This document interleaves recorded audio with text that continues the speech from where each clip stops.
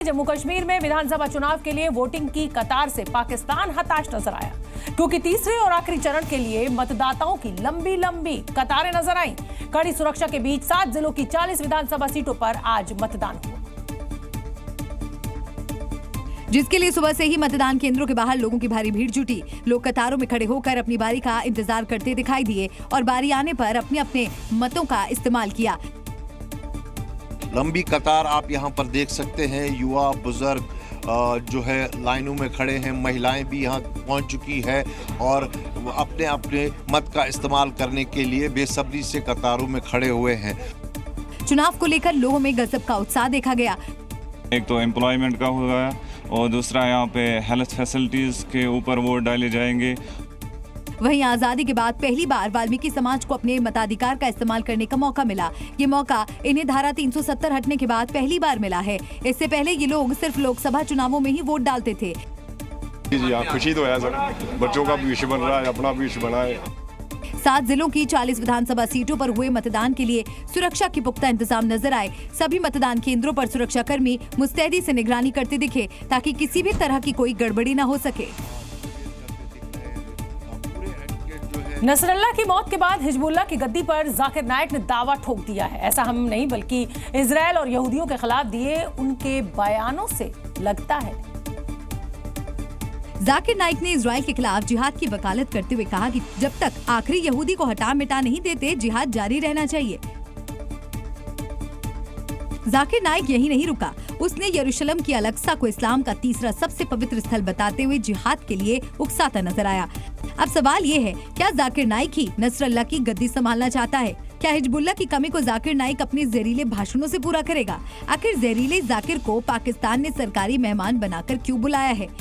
जहर उगलने में जाकिर नाइक का कोई जवाब नहीं। पहले इजराइल के खिलाफ जिहाद के लिए मुसलमानों को उकसाया और फिर साधु संतों को लेकर विवादित बयानबाजी कर डाली।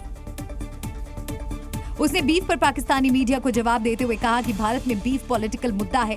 हद तो तब हो गई जब उसने कहा कि साधु संत बीफ खाते थे, यानी जिस गाय को हमारे शास्त्रों में पूजनीय बताया गया, पाकिस्तान में जाकिर उन्हीं के लिए गौ माँ के मांस खाने की वकालत कर रहा है। उसने ये भी दावा किया कि भारतीय किताबों में बीफ खाने का जिक्र मिलता है। जाकिर के इस बयान के बाद बवाल मचा है। पाकिस्तान में उसने हिंदुओं और साधु संतों के खिलाफ जो जहर उगला, उससे लोग भारी गुस्से में हैं। वैसे तो जाकिर नाइक अपने जहरीले बोल के लिए ही पहचाना जाता है, लेकिन जो लोग उन्हें जानते नहीं, हम उन्हें बताना चाहते हैं कि जाकिर नाइक कौन है। मुंबई में पैदा हुआ, डॉक्टर की डिग्री जाकिर नाइक ने हासिल की, लेकिन अभी वो भारत का भगोड़ा है और मलेशिया में छुपा बैठा है, यानी वहां पर शरण ले रखी है। Zakir Naik Islamic research foundation का संस्थापक है। अब जरा उसके गुनाहों पर भी नजर डाल लीजिए।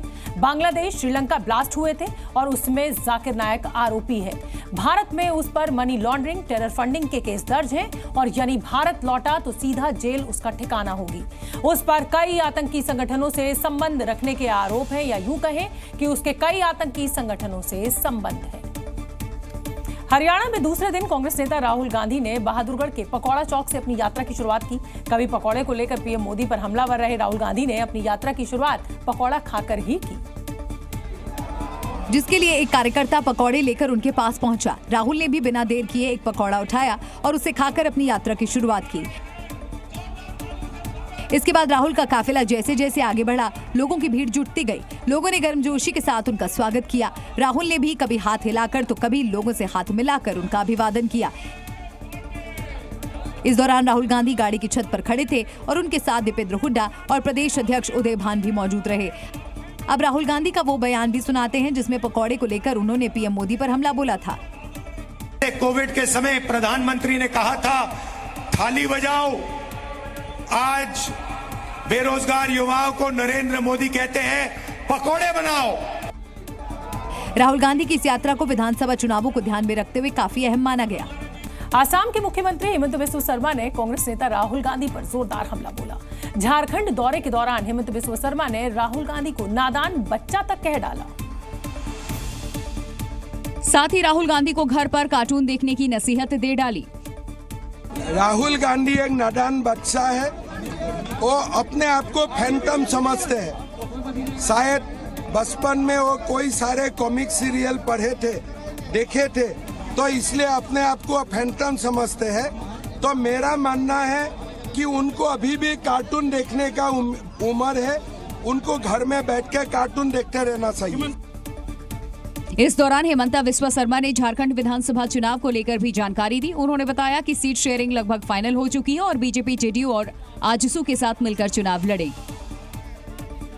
बीजेपी नेता और केंद्रीय कपड़ा मंत्री गिरिराज सिंह ने कांग्रेस पार्टी और राहुल गांधी पर जोरदार हमला बोला है। राहुल गांधी के चुनावी भाषण पर ऐतराज जताते हुए उन्हें गांधी फैमिली का इतिहास याद दिलाया।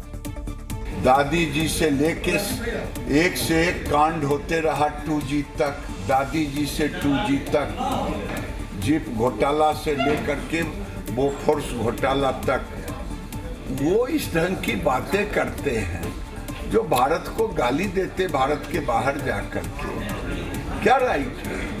ठीक ही तो कहा योगी जी ने।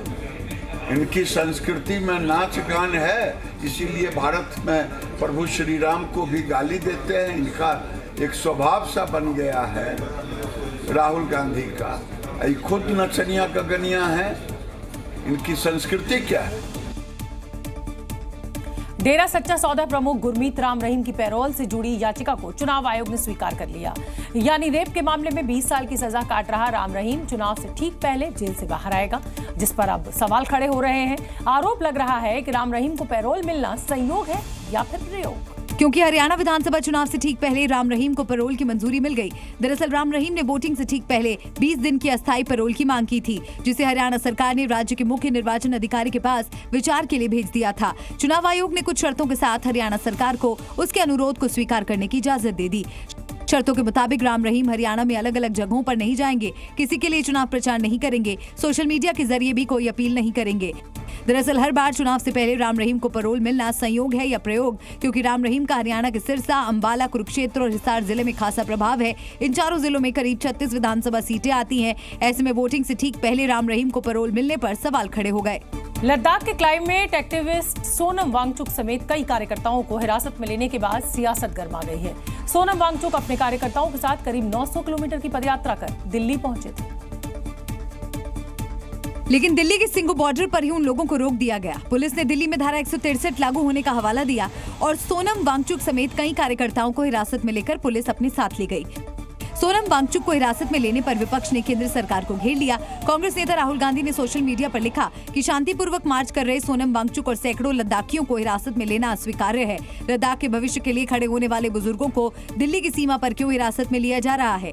मोदी जी, किसानों की तरह ये चक्रव्यूह भी टूटेगा और आपका अहंकार भी टूटेगा। आपको लद्दाख की आवाज सुननी होगी। आम आदमी पार्टी ने भी इसे लेकर केंद्र सरकार पर हमला बोला। दिल्ली के पूर्व डिप्टी सीएम मनीष सिसोदिया ने सोनम वांगचुक को हिरासत में लेने को तानाशाही करार दिया। पहले आपने पंजाब से आए हुए किसानों को रोक लिया, आज लद्दाख वालों से रोक लिया। क्या लद्दाख वालों की दिल्ली नहीं है? क्या पंजाब वालों की दिल्ली नहीं है?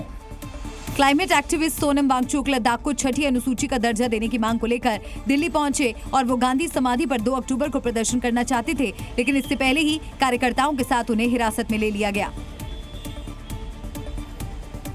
बुलडोजर एक्शन मामले में सुप्रीम कोर्ट में आज फिर सुनवाई हुई, लेकिन कोर्ट ने अपना फैसला सुरक्षित रख लिया है। सुनवाई के दौरान कोर्ट ने कहा कि फैसला आने तक देश भर में बुलडोजर एक्शन पर रोक जारी रहेगी।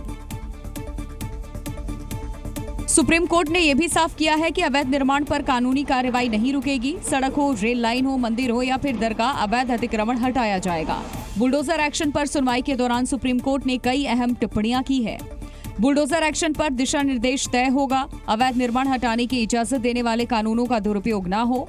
बुलडोजर एक्शन में कानूनी प्रक्रिया का पालन हो। निजी संपत्ति पर बुलडोजर कार्रवाई पर अभी रोक रहेगी। 17 सितंबर का आदेश फिलहाल बरकरार रहेगा। देश भर में अभी बुलडोजर कार्रवाई पर रोक रहेगी। कोर्ट के इजाजत के बिना किसी निजी संपत्ति को नहीं ढहाया जाएगा। सरकारी जमीन या संपत्ति पर अतिक्रमण हटाने पर कोई रोक नहीं है। सड़क के बीच किसी धार्मिक स्थल की इजाजत नहीं है। हालांकि अभी सुप्रीम कोर्ट ने फैसले की तारीख तय नहीं की है, लेकिन ये साफ कहा है कि सजा देने के लिए बुलडोजर का इस्तेमाल नहीं हो सकता है। राजस्थान की राजधानी जयपुर में बुलडोजर गरजा। शहर के 2 अलग अलग जोन में अतिक्रमण पर बुलडोजर कार्रवाई की गई और अवैध कब्जे को गिरा दिया गया, जिसकी तस्वीरें भी सामने आई। जयपुर विकास प्राधिकरण ने 2 अलग अलग जोन में अतिक्रमण पर बुलडोजर चलाया। जयपुर विकास प्राधिकरण की एक टीम जोन 12 में पहुंची, तो वहीं दूसरी टीम जोन 6 में अतिक्रमण के खिलाफ कार्रवाई करने पहुंची। शहर के जोन 12 में सरकारी जमीन पर कब्जा कर कुछ लोगों ने अवैध निर्माण कर लिया था। जेडीए की टीम बुलडोजर के साथ वहां पहुंची और अवैध निर्माण को जमींदोज कर दिया।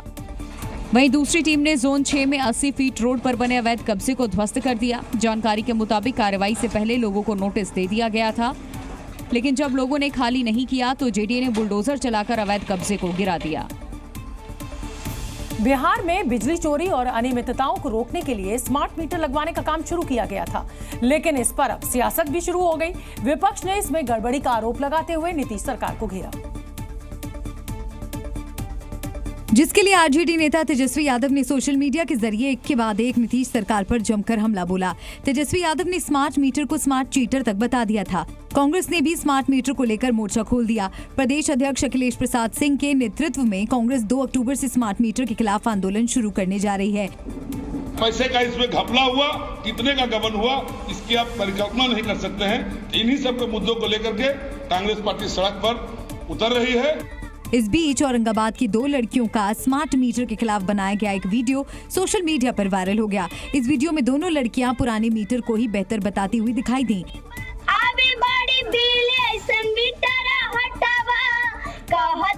सुनी सारा कार्य स्मार्ट मीटर के करो दुआरी ना लगावा। वहीं स्मार्ट मीटर के खिलाफ बिहार के अलग अलग हिस्सों में प्रदर्शन का दौर भी जारी रहा। झारखंड के हजारीबाग जिले के कैरेडारी प्रखंड में नक्सलियों ने एनटीपीसी के कोल माइन से कोयला ढुलाई में लगी 5 हाईवे गाड़ियों को आग के हवाले कर दिया। ये घटना कल देर रात की है,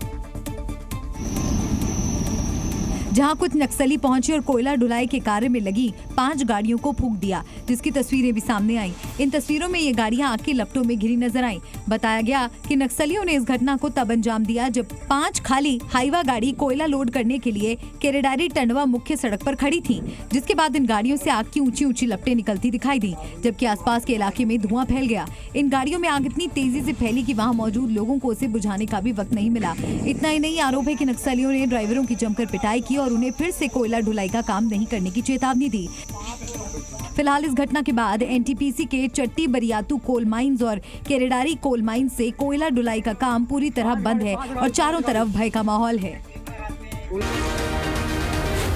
जी न्यूज़।